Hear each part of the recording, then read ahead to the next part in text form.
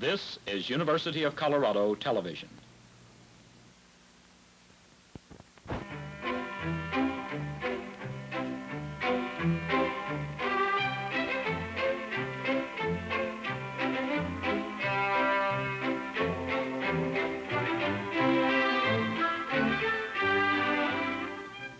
Experiments in Physics with Dr. Frank Oppenheimer. A brief demonstration of the equipment used in the Library of Experiments in Physics, produced in cooperation with University of Colorado Television. Today's experiment.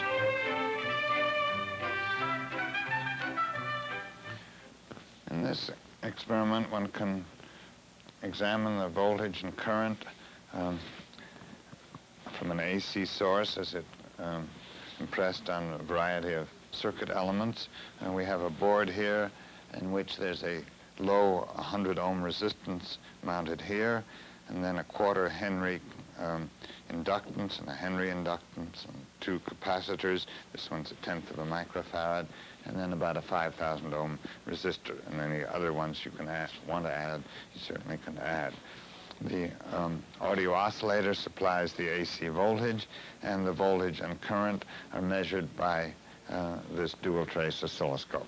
In order to measure the current, we measure the voltage drop across a resistance, this 100 ohms, whose impedance, whose resistance is small compared to the impedance of the other elements at the various frequencies that you may be interested in. The basic circuit is as follows. The current, if this is the ungrounded terminal of the audio oscillator, it goes through the current will go through this inductance, then it'll come back through this low resistance and go to the grounded side. So that to measure the voltage across the whole scope, we connect the scope ground to the ground of the audio oscillator, and then put this to the other side of the audio oscillator, which comes in here, and you notice that we have a voltage measurement on the scope. In order to measure the current, we measure the drop in voltage across this resistor on the other channel.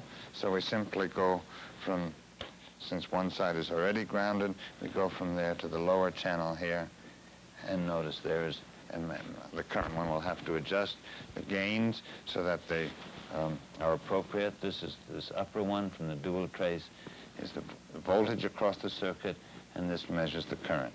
At the moment, the gain is 0.05 volts, and I'll cut it down to 1/10 of a volt per division, whereas the gain on the upper one is about 2 volts per division, and they give similar size signals.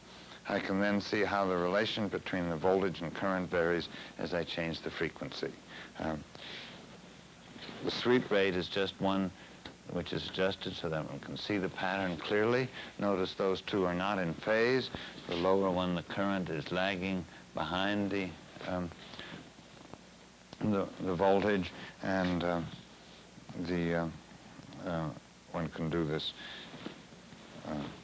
and one can see how the phase varies if you want as you vary the frequency.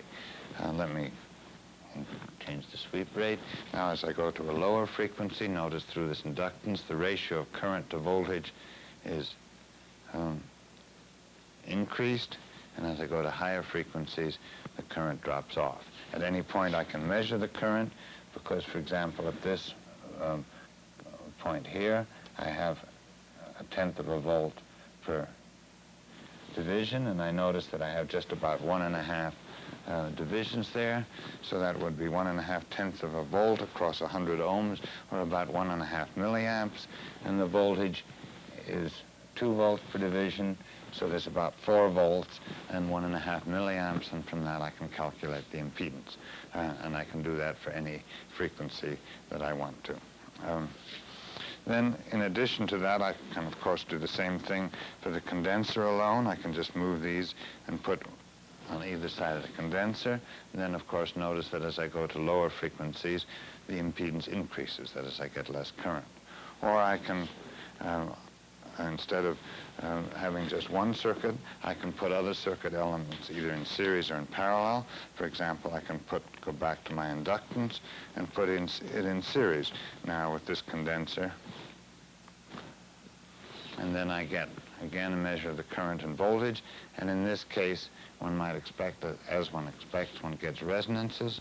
Notice that the voltage gets very small, and that has to do simply with the properties of the audio oscillator when it's putting out a large current. So I will change the gain on that, and I'll change the gain on the current, and I'll have them both on scale.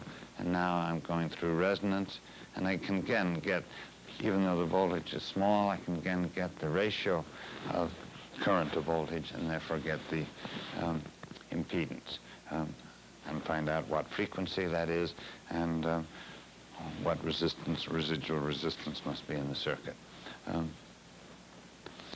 Notice at the same time I can measure the phase. I can vary the sweep rate so that I can see that more accurately and get perhaps even more gain on the voltage. And notice how the phase changes as I go through the resonant position. So I can get fairly accurate measurements of the phase.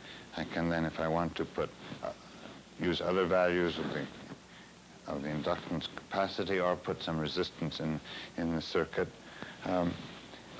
In addition to the things that you expect from here, I think it would be worth looking out for some odd effect.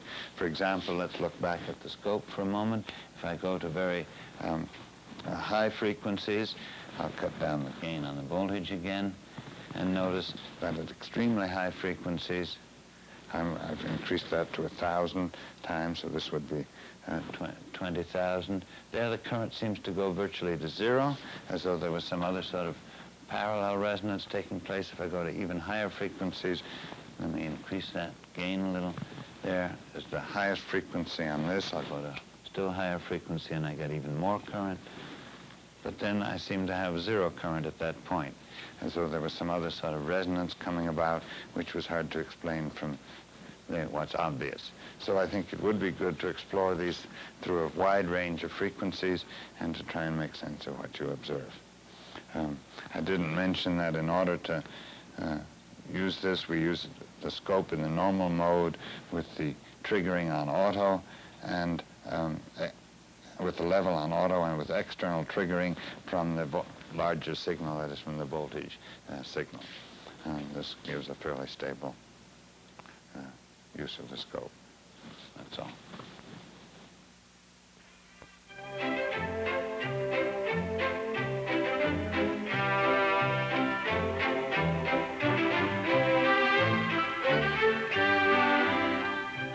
Experiments in Physics with Dr. Frank Oppenheimer was produced in cooperation with University of Colorado Television.